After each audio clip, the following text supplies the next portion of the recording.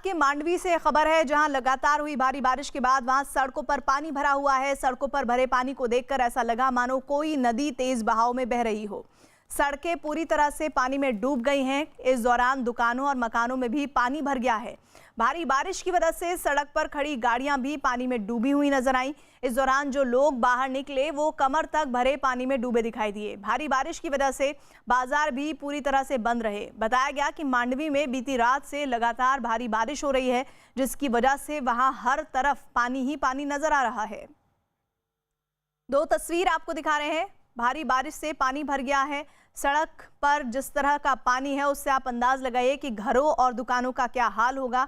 लोगों की कमर तक पानी भरा हुआ है। तस्वीरें आप समझ सकते हैं देखकर, सड़कें तालाब बन गई हैं और तालाब बनी इन सड़कों का हाल ये है कि कोई भी अगर चले इस पर तो वो अपनी जान को जोखिम में डालकर ही समझ लीजिए कि ये रास्ता तय कर रहा है।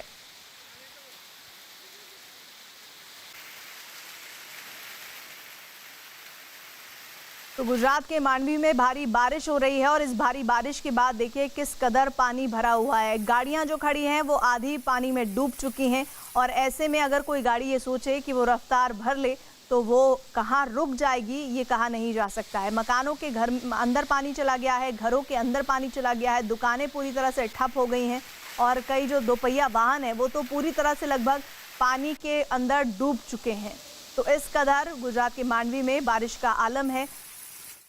नदियां उफन रही हैं, लेकिन सड़कों पर भी हाल नदियों जैसे ही दिख रहे हैं। छोटे बच्चे निकले हैं। कुछ लोग तो देखिए इस भरे हुए पानी में तैराकी भी करते नजर आ रहे हैं। सड़कें कहाँ हैं ये समझना मुश्किल है। जो बांध है, जो छोटे पुल हैं, वो देखिए वो पूरी तरह से पानी से लबालब हो गए हैं। सड़क नजर नहीं आ रही है दूर दूर तक।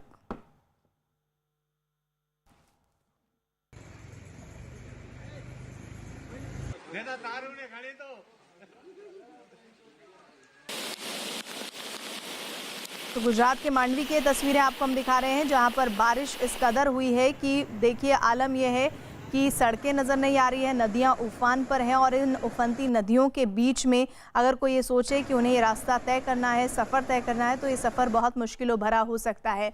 लोग फिर भी निकल पड़े हैं सड़कों पर, कुछ लोग मौज मस्ती करने के लिए, लेकिन वाकई अगर किसी को ज़रूरत हो, उसे घर से निकलना ही हो, तो समझिए कि उसकी मुश्किलें कितनी बढ़ सकती है। क्योंकि सड़क पर चलते हुए ये अंदाज़ नहीं लग पाएगा कि गड्ढा है सड़क पर या फिर नहीं है, क्योंकि इतना ज़्यादा पानी भरा हुआ है कि सड़कें तो नज़र ही नहीं आ रही है और वो सड़क ऐसी है जहां पर कमर तक पानी भरा हुआ है। गुजरात के मांडवी की तस्वीरें, गुजरात के कच्छ में भी भारी बारिश हो रही है। तो आप ये तस्वीरें देखकर अंदाज लगाइए कि ये कई इलाकों में बाढ़ जैसे हालात बनते नज़र आ रहे हैं इस बारिश के बाद, और कई इलाके ऐसे हैं जो लगातार इस बारिश के बाद ज़्यादा पानी से लबालब दिख रहे हैं। वही इलाके आपको हम दिखा रहे हैं जहां पर बहुत ज़्यादा असर दिख रहा है। उसके बाद धीरे धीरे बाकी हिस्सों का भी हम जिक्र करेंगे, लेकिन गुजरात के मांडवी में इस वक्त जो तस्वीरें आ रही हैं सामने वो बता रही हैं कि बहुत ज़्यादा इस बारिश का असर हुआ है, बाढ़ जैसे हालात बन गए हैं। गुजरात के मुद्रा में एक शख्स पानी के तेज बहाव में बह गया, जिसे किसी तरह आसपास रहने वाले लोगों ने बचाया। तो ये वो तस्वीरें गुजरात के मुद्रा की हम आपको दिखा रहे हैं, जहां पर लहरों के बीच में ये शख्स फंस गया, जिसे देखिए लोग रस्सी की मदद से खींचते हुए नजर आ रहे हैं। बहुत देर तक ये जद्दोजहद चलती रही। तेज बहाव में ये शख्स फंस गया था और उसके बाद बहुत मुश्किलों से इसे रस्सी की मदद से बचाया गया। थोड़ी देर के लिए तो ऐसा लग रहा था कि लोग सिर्फ खींच रहे हैं, उसमें आदमी है कि नहीं ये कह पाना मुश्किल था। देखिए इस कदर इस शख्स को बचाया गया है। ये छोटे उम्र का ही मुझे बच्चा दिख रहा है इन तस्वीरों में, जितना मैं समझ पा रही हूँ। ये जानकारी है कि एक आदमी फंस गया था इस तेज़ बहाव में और उसे बचाया गया है और इतने लोगों को लगना पड़ा है। तो सोचिए बहाव का जो दबाव है वो किस कदर हावी होगा इस उफनते पानी में, और ये जो आदमी है फंस गया था उसे बचाना कितना मुश्किल रहा होगा कि 7-8 लोगों को जुटना पड़ा है इस बहाव के आगे, उस दबाव को कम करने के लिए जो बढ़ता चला जा रहा था। जनक हमारे साथ जुड़ रहे हैं। जनक, गुजरात की मुंद्रा का ये हम जिक्र कर रहे हैं जहां पर एक बहुत ही खतरनाक हादसा होते होते रह गया। बिल्कुल प्रीति, मोटा कांगरा करके मुंद्रा के पास एक जगह है, वहां का ये वीडियो है और कॉजवे है, वो कॉजवे अमूमन जो पानी है वो ऊपर से कॉजवे से ऊपर बह रहा है और दोनों ओर अगर आप देखें तो ट्रैफिक जो है वो रुका हुआ है, तो उससे अंदाजा लगाया जा सकता है कि पानी का बहाव कितना होगा। और ये शख्स है जो उम्र में कम दिख रहा है, लेकिन वो अब कैसे वहां पर पहुंचा। हालांकि नसीब इतना अच्छा था कि जैसे वो पानी में आगे बहा, वहां पर छोटा एक पेड़ था, वहां उसके सहारे वो खड़ा था और आखिरकार आसपास के लोगों को इसकी जानकारी जैसे ही मिली, लोग वहां पर आए और रस्सी आप देख सकते हैं तस्वीरों में, रस्सी उन्होंने फेंकी, लेकिन बहाव के चलते रस्सी भी पहले दूर चली गई थी, लेकिन वापिस उसको खींचकर तो उस जो शख्स है जो वहां पर पानी के बहाव में बचने की कोशिश कर रहा था, उसके पास पहुंचाने में पहले काफी जद्दोजहद करनी पड़ी, और लेकिन लोगों ने कड़ी मेहनत की और आखिरकार उस बच्चे तक जो शख्स दिख रहा है उस तक वो रस्सी पहुंचाई और उसकी जान बचाई। तो ये तस्वीरें बेहद उस तरीके से कह सकते हैं कि वो जिस तरीके से अगर वो स्थिति देखें, अगर वहाँ पे लोग समय पर नहीं पहुंचे तो शायद उस बच्चे या उस शख्स का वहाँ पर बच पाना मुश्किल लग रहा था। गुजरात के मुंद्रा की तस्वीरें जनक जो बता रहे हैं, और ये गुजरात के मुंद्रा में एक शख्स पानी के तेज बहाव में बह गया, जिसे किसी तरह आसपास के लोग वहां पहुंच गए और फिर बचाया गया। लेकिन इस बचाव प्रक्रिया में भी कितना ज्यादा तनाव था ये आप देख सकते हैं, क्योंकि रस्सी जब फेंकी गई तो बहाव इतना ज्यादा था ये पानी का कि वो रस्सी भी उस आदमी तक नहीं पहुंच पा रही थी जिसे मदद चाहिए। 2-3 बार कई बार प्रयास करने के बाद ये रस्सी उस आदमी तक पहुंची और फिर किसी तरह से वो मदद पहुंचाई गई, जिसकी आस उस आदमी को बहुत देर से थी। पता नहीं किन हालात में वो वहां पर पहुंच गया था। और जनक बता रहे हैं कि बड़ी मशक्कत के बाद इस अभियान को सफलतापूर्वक अंजाम दिया गया। कुछ पता चल पाया कि ये अकेला था या फिर कोई और भी था, किन हालात में वो वहां फंस गया? जनक देखिए, वो अब फिलहाल अभी प्रति यही बताया जा रहा है कि वो शख्स अकेला था, लेकिन अब हो सकता है कि उस समय कॉजवे पर पानी नहीं होगा और वो उसने नदी का पार करने की कोशिश की होगी, लेकिन अचानक से बहाव तेज आया होगा और उसमें वो बहा होगा और आगे जो पेड़ था उसके सहारे उसने उस पेड़ को पकड़ लिया, जिसके चलते आगे बहते हुए वो बच गया। और लोगों की नजर वहां पर, चूंकि लोग, ये जो सड़क है वो सड़क मोटा कांगड़ा की ओर जाती है और वहां पर लोगों का आना जाना लगातार रहता है और उन्होंने शायद देखा होगा, उसके बाद लोगों को उसको जो फंसा है उस तरीके की जानकारी मिली होगी और उसके बाद उस तरीके का पूरा रेस्क्यू ऑपरेशन किया गया। तो राहत की बात आखिर यही रही कि लोगों ने काफी मेहनत की, जद्दोजहद की, लेकिन एक शख्स की जान बचाने में सफल रहे।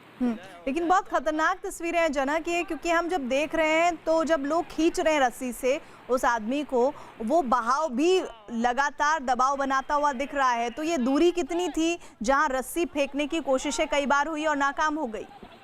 देखिए, तकरीबन 70 से 80 मीटर जितना डिस्टेंस होगा, हालांकि का अंदाजा लगाना मुश्किल हो पाता है, लेकिन जो तस्वीर से मैं भी जो समझ पाया उसके मुताबिक, क्योंकि सामने जो है वो पेड़ भी छोटा सा दिख रहा है और उस पेड़ के आगोश में कहे कि वो वहां पर अपनी जान बचा कर कैसे भी करके वहां पर रुका हुआ था। तो ये जो मीटर जो अंतर है वो हो सकता है कि 50 से 70 मीटर जितना हो, लेकिन आप बहाव भी देख लीजिए, बहाव कितना तेज है कि वो रस्सी भी फेंकने की कोशिश की तो उस दिशा में नहीं जा रही थी, पानी का बहाव जिस दिशा में था रस्सी उसी दिशा में जा रही थी। लेकिन लोगों ने काफी जद्दोजहद की, एक दूसरे के सहारे लोग खड़े रहे और आखिरकार एक पीछे भी देखे तो लोग बह न जाए उसके चलते रस्सी को पीछे एक बड़ा सा ड्रम है उसके साथ बांधा जाता है, उसके बाद फिर रस्सी को आगे लिया जाता है। तो तस्वीरें कहने के लिए काफी है कि लोगों को भी काफी जद्दोजहद करनी पड़ी, लेकिन एक शख्स को आखिरकार उनकी जद्दोजहद करने के बाद बचा पाया और वो बड़ी राहत की बात है। गनीमत ये है कि जो लोग मदद कर रहे थे जनक, वो नहीं फंसे इस बहाव में, क्योंकि जिस तरह का बहाव दिख रहा है, ये आदमी बह रहा है, उसमें लगातार पानी का बहाव भी है, लोग भी उसी की तरफ से वहां पर खींचने की कोशिश कर रहे हैं। तो ये बहुत राहत की बात है कि जो लोग रेस्क्यू कर रहे थे इस आदमी का, वो भी सुरक्षित है और वो आदमी जिसका रेस्क्यू हुआ वो भी सुरक्षित है। शुक्रिया जनक अपडेट के लिए आपका।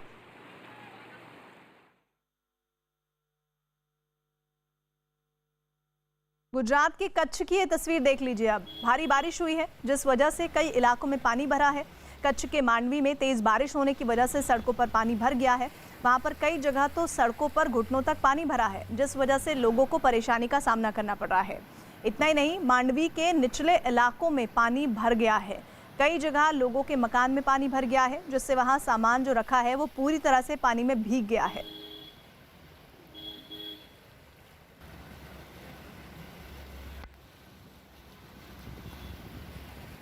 दो तस्वीर आपको दिखा रहे हैं। सड़कें तालाब बन चुकी हैं, गाड़ियां जा तो रही हैं लेकिन ये गाड़ियों का सफ़र कब तक चल पाएगा ये कहना मुश्किल है, क्योंकि जैसे ही गाड़ी चल रही है उसके साथ ही ड्राइवर की दिल की धड़कनें भी तेज़ हैं, क्योंकि इतना ज़्यादा पानी है कि कभी भी गाड़ी बीच में बंद हो सकती है। वहीं दूसरी तरफ मकानों में पानी भर गया है, कुछ लोग उस पानी के भीतर आकर तैरने की कोशिश कर रहे हैं, लेकिन थोड़ी देर का मनोरंजन तो ठीक है।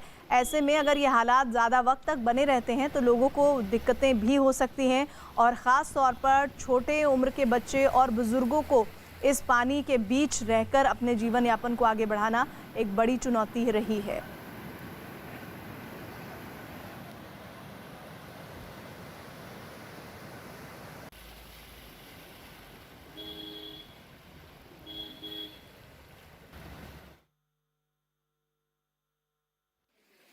गुजरात के द्वारका की तस्वीरें आपको दिखा रहे हैं। तेज बारिश की वजह से नदी के पानी में उफान भी है, ये जानकारी द्वारका से है। अभी तो आप सड़कों पर देख रहे हैं भारी बारिश का आलम। ये देखिए, और नदी जिसका मैं जिक्र कर रही थी वो नदी देखिए, कुछ लोग उस नदी के एक हिस्से पर खड़े हैं और कुछ इतनी हिम्मत जुटा पा रहे हैं कि वो नदी के इस होर किनारे से थोड़ा आगे बढ़कर भी खड़े हो गए हैं। इस इलाके में नदी का पानी 2 घंटों से बारिश में अचानक बढ़ गया है, जिसकी वजह से पानी सड़क के ऊपर बहने लगा है। ये टंकी भी इस पानी के बहाव के बीच बहती हुई नजर आई। पानी की ये बड़ी टंकी देखिए किस तरह से बहती जा रही है। सड़क के ऊपर से पानी बहने की वजह से 2 इलाकों का संपर्क भी टूट गया है।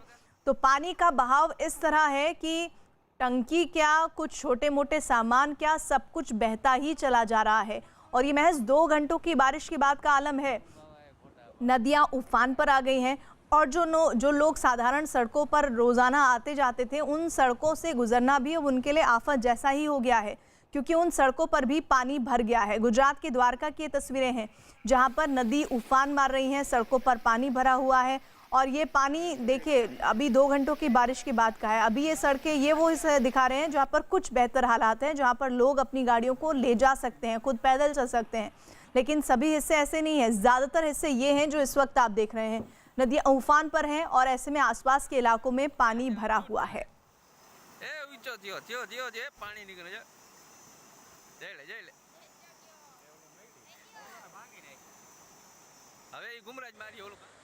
छत्तीसगढ़ के दंतेवाड़ा की तस्वीर देख लीजिए।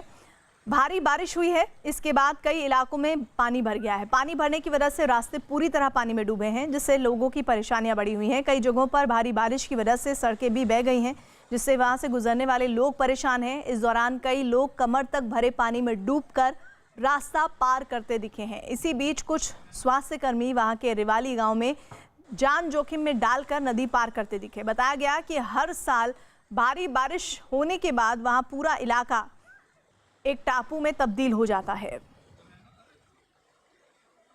तो छत्तीसगढ़ के दंतेवाड़ा की तस्वीरें, पानी इस कदर बरसा कि सड़कें तोड़ गया, और इन सड़कों से होकर तो आम आदमी को गुजरना ही है।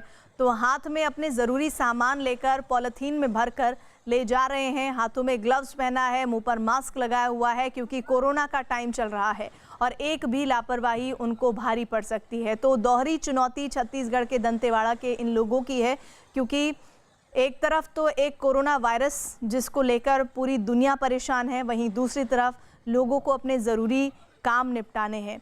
किसी को नौकरी पर जाना है, किसी को किसी और जिम्मेदारी को निभाना है। और ऐसे में छत्तीसगढ़ के दंतेवाड़ा की ये तस्वीरें बता रहे हैं कि चाहे महिला हो या पुरुष, लोग अपने घरों से निकल रहे हैं, घुटनों से ज़्यादा ऊपर, कमर से थोड़ा सा नीचे पानी भरा हुआ है और ऐसे इलाकों से होकर गुजरना पड़ रहा है।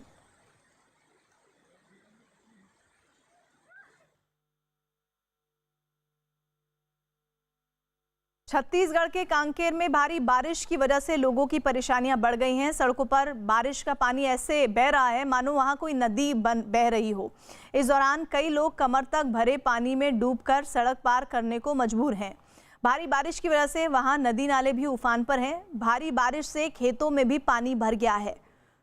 लगातार हो रही भारी बारिश की वजह से वहां मेंढकी नदी का जल स्तर बढ़ गया है। नदी में बाढ़ आने की वजह से 20 गांवों का संपर्क टूट गया है। इस दौरान कई लोग जान जोखिम में डालकर नदी पार करते दिखे। वहीं प्रशासन की तरफ से कोई मदद नहीं मिलने से लोग नाराज हैं। तो छत्तीसगढ़ के कांकेर की ये तस्वीरें हैं जहां लोग परेशान हैं। और लोगों को अपने घरों से निकलना ही है। वैसे तो अमूमन ऐसे मौके पर वो लोग कम ही निकलते हैं जिन्हें कोई ज़रूरी काम ना हो, लेकिन जिन्हें बहुत ज़रूरी काम है वो हाथ में छाता लेकर और रेनकोट पहनकर निकल पड़े हैं। लेकिन ये छाता और रेनकोट इतनी भयंकर बारिश में कितना काम आ पाएगा ये आप खुद समझ सकते हैं। ऐसा हो गया है कि नदियां उफान मार रही हैं, लेकिन जो साधारण अमूमन सड़कें हैं वो भी कहीं दिख नहीं रही है, तो लोग जान जोखिम में डालकर नदी पार कर रहे हैं। और सोचिए अगर हल्का सा तेज़ बहाव हो तो मुमकिन है कि ये लोग भी पानी के बहाव के साथ आगे बहते चले जाएं, और फिर इन्हें बचाने वाला कौन होगा इसके बारे में कोई नहीं जानता, क्योंकि दूर दूर तक आदमी कोई नज़र नहीं आ रहा है।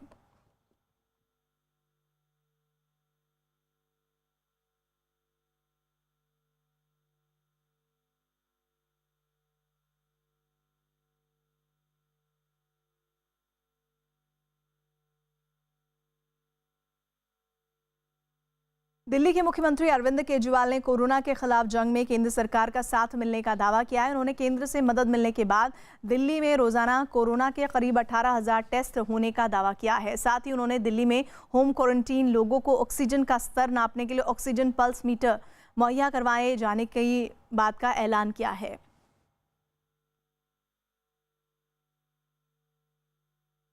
पिछले दिनों में हमने टेस्टिंग बहुत बड़े स्तर पे टेस्टिंग 3 गुना कर दी है, 3 गुना से भी ज़्यादा हमने टेस्टिंग कर दी है। बीच में लोगों को अपना टेस्ट कराने में दिक्कत आ रही थी। मैं समझता हूं कि अब आपको टेस्ट कराने में दिक्कत नहीं आ रही होगी। पहले लगभग 5,000 टेस्ट डेली किए जाते थे, अब डेली 18,000 के करीब टेस्ट डेली हो रहे हैं।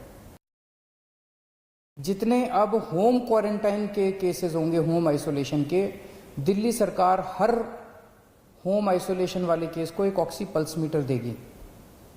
आप उस पल्स मीटर को अपने घर रखिए, जब आप ठीक हो जाएं सरकार को वापस कर दीजिए 10 दिन के बाद। उस पल्स मीटर से आप हर घंटे में 2 घंटे में आप अपनी ऑक्सीजन नापते रहिए।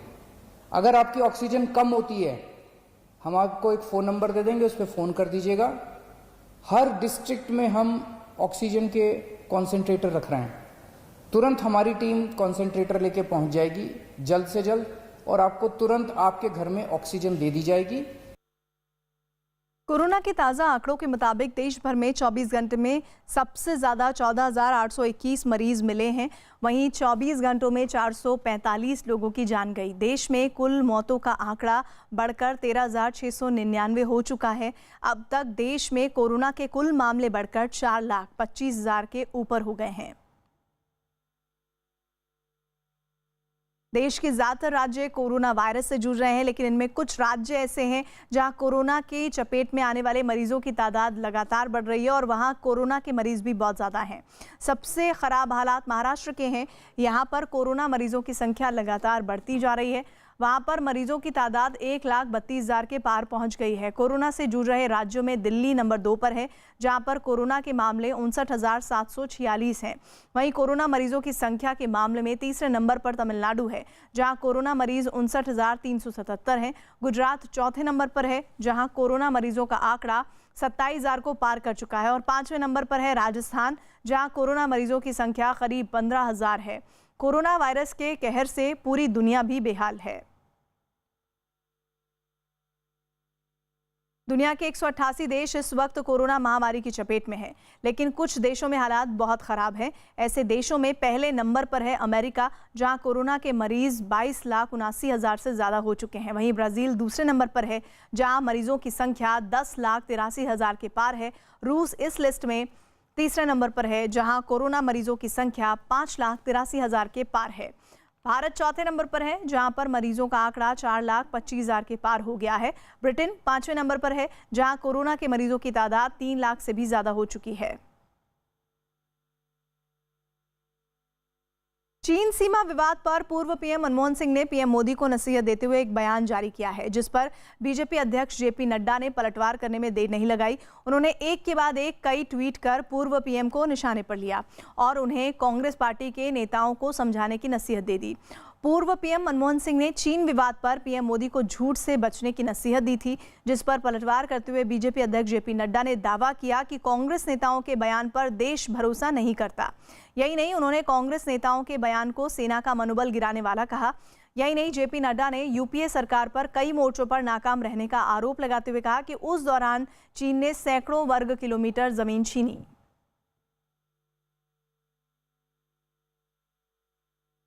बीजेपी अध्यक्ष जेपी नड्डा ने पूर्व पीएम मनमोहन सिंह के बयान को महज शब्दों की बाजीगरी बताया और कहा है कि चीन के साथ सीमा विवाद पर कांग्रेस के नेताओं के बयानों पर देश की जनता भरोसा नहीं करेगी। एक और ट्वीट के जरिए बीजेपी अध्यक्ष ने पूर्व पीएम मनमोहन सिंह पर निशाना साधते हुए लिखा कि मनमोहन सिंह उसी पार्टी के हैं जिसने चीन को 43,000 किलोमीटर सरेंडर की थी जमीन। यही नहीं, एक और ट्वीट में नड्डा ने यूपीए के शासन के दौरान चीन की ओर से 2010 से 2013 के बीच 600 बार से ज्यादा घुसपैठ होने का दावा भी किया।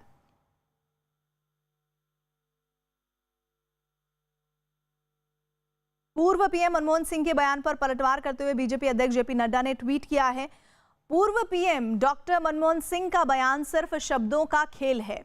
अफसोस की बात है कि कांग्रेस पार्टी के बड़े नेताओं के व्यवहार और कार्यों की वजह से किसी भी भारतीय को ऐसे बयानों पर भरोसा नहीं होगा। याद कीजिए, ये वही कांग्रेस पार्टी है जो हमेशा सेना पर सवाल उठाती है और उनका मनोबल गिराती है। भारत पूरी तरह पीएम पर भरोसा करता है और उनका समर्थन करता है। पूर्व पीएम मनमोहन सिंह को निशाने पर लेते हुए बीजेपी अध्यक्ष जेपी नड्डा ने एक और ट्वीट किया। मनमोहन सिंह का संबंध उसी पार्टी से है जिसने चीन को 43,000 किलोमीटर जमीन सरेंडर कर दी थी। यूपीए शासन के दौरान बिना लड़े सरकार को कई मोर्चों पर सरेंडर करते हुए लोगों ने देखा है, बार बार सेना का अपमान किया है।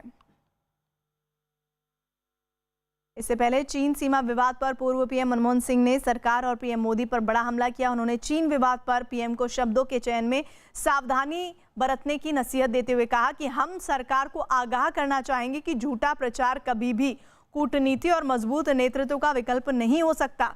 साथ ही उन्होंने ये भी कहा कि झूठ के आडंबर से सच को नहीं दबाया जा सकता। साथ ही पूर्व पीएम मनमोहन सिंह ने कहा कि इस मौजूदा हालात में पूरे देश को एकजुट होकर जवाब देना चाहिए।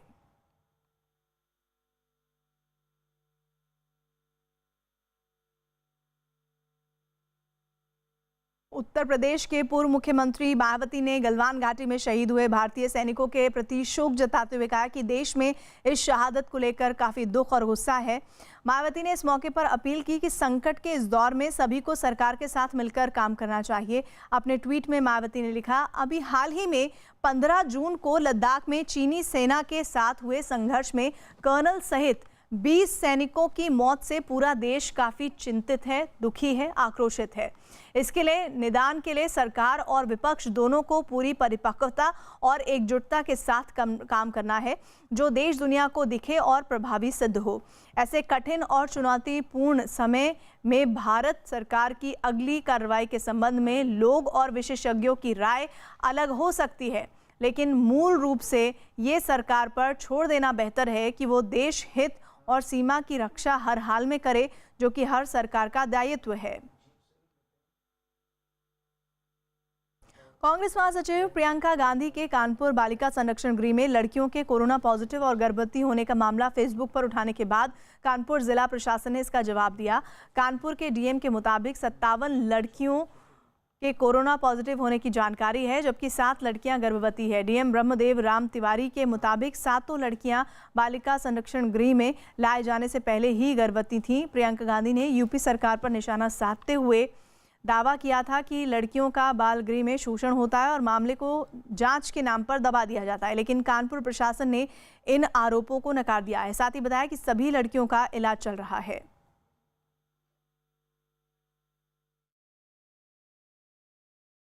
बालिका संरक्षण गृह संवासिनी गृह में विगत सप्ताह कराए गए परीक्षणों में कोविड-19 के 57 मामले पाए गए हैं। 5 ऐसी बालिकाएं पाई गई हैं जो गर्भवती हैं।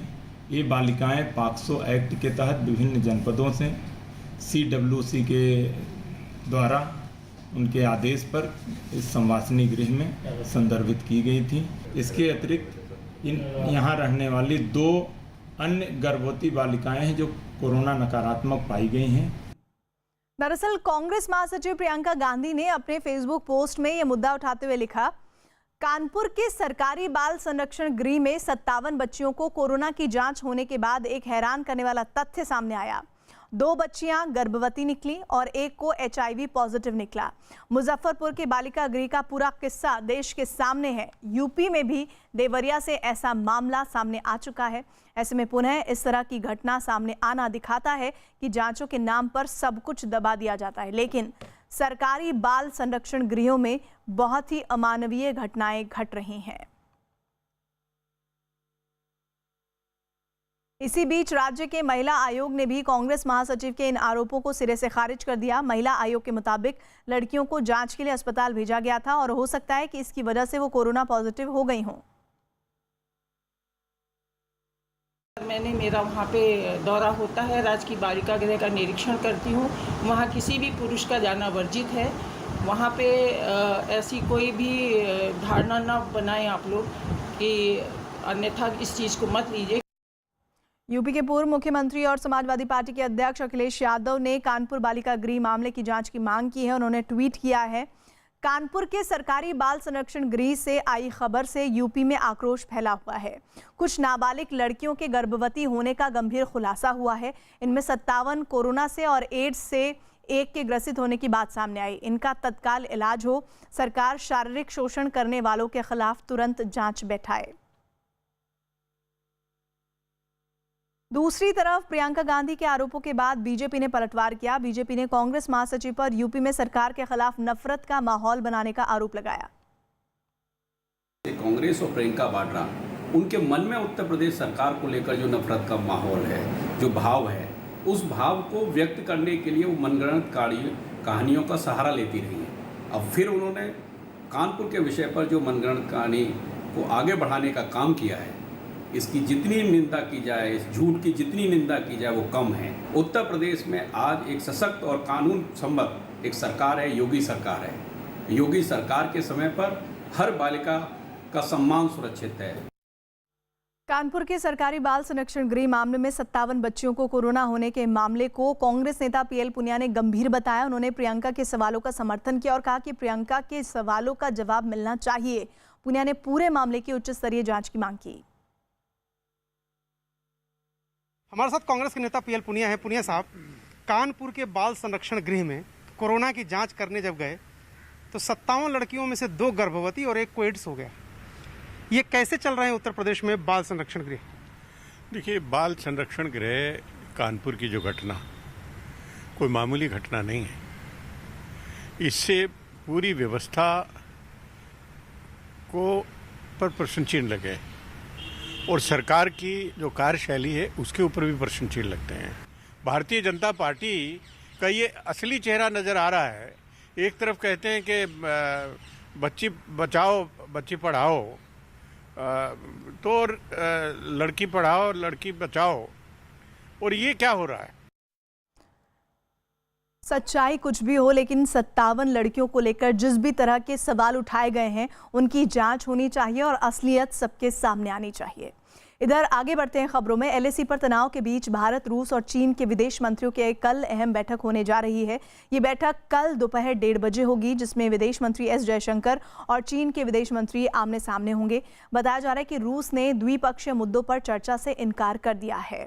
तो ये इस वक्त की बड़ी खबर है, जिसमें जानकारी आ रही है कि कल विदेश मंत्रियों की बैठक होने वाली है, जिसमें जानकारी के मुताबिक भारत, रूस और चीन के विदेश मंत्री शामिल होंगे। और ये बैठक कल दोपहर को 1:30 बजे के आसपास शुरू होगी, जिसमें विदेश मंत्री S जयशंकर और चीन के विदेश मंत्री आमने सामने होंगे। रूस ने द्विपक्षीय मुद्दों पर चर्चा से इनकार किया है, ये भी जानकारी इस बैठक को लेकर सामने आई है। हिमाचल के कुल्लू में अचानक लगी आग से एक 3 मंजिला मकान पूरी तरह जलकर राख हो गया। घटना कुल्लू के कलवारी गांव की है, जहां पर लकड़ी से बने एक 3 मंजिला मकान में आग लग गई। आग इतनी तेजी से फैली कि किसी को आग बुझाने का मौका ही नहीं मिला। देखते देखते मकान के ऊपर तक आग की तेज लपटें उठती हुई नजर आई। कुछ देर में ही पूरा का पूरा मकान आग में जल गया। फिलहाल आग लगने के कारणों का पता नहीं चल पाया है। महाराष्ट्र के नागपुर में एक साथ 30 से 35 गाड़ियों में तोड़फोड़ का मामला सामने आया। घटना नागपुर के इलाके की है, जहां बीती रात कुछ अज्ञात बदमाशों ने सड़क पर खड़ी स्कूटर, बाइक, ऑटो, जो भी गाड़ी सामने आई तोड़फोड़ कर दी, जिसके बाद इलाके के लोगों में दहशत का माहौल है। नागपुर पुलिस ने आरोपियों की तलाश तेज की है।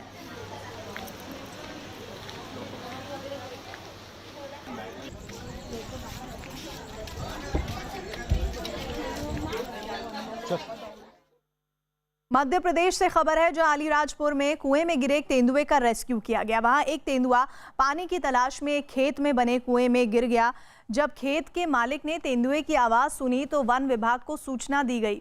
जहां मौके पर पहुंची वन विभाग की टीम ने एक खाट रस्सी से बांधकर कुएं में गिराई, जिसके बाद तेंदुआ खाट पर चढ़कर बाद में एक पिंजरा भी कुएं में गिराया गया और थोड़ी देर बाद तेंदुआ पिंजरे में चला गया। अब वन विभाग तेंदुए की जांच करके उसे जंगल या चिड़ियाघर भेजने पर फैसला करेगा। मध्य प्रदेश के गुना से खबर है, जहां NH52 पर भीषण हादसा हुआ है। वहां दो कारों की आमने सामने से टक्कर में 5 लोगों की जान चली गई है। इस हादसे में पंच दसानन जूना अखाड़ा के महंत सोमेश्वर गिरी की भी इलाज के दौरान मौत हुई है। महंत सोमेश्वर गिरी अहमदाबाद से लखनऊ जा रहे थे। इस भीषण हादसे में 5 लोग गंभीर रूप से घायल हुए हैं, जिनका अस्पताल में इलाज चल रहा है।